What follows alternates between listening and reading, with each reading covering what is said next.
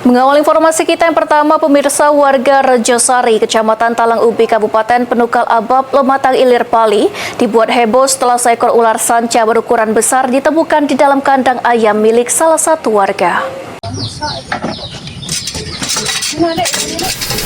Warga Rejosari, Kecamatan Talang Ubi, Bali pada Rabu pagi dihebohkan oleh seekor ular sanca berukuran besar yang ditemukan di dalam kandang milik warga. Warga langsung menghubungi petugas damkar untuk meminta bantuan menangkap ular tersebut.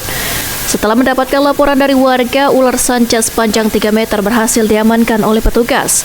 Danton Damkar Bali, Ardi, mengatakan pihaknya mendapat laporan adanya ular memangsa ternak warga pada pagi hari. Mendapat laporan itu, pihaknya pun menerjunkan 5 petugas untuk datang ke lokasi. Setelah ular berhasil dievakuasi, petugas damkar langsung membawa ular tersebut dan nantinya akan dilepas liarkan ke habitatnya yang jauh dari permukiman penduduk.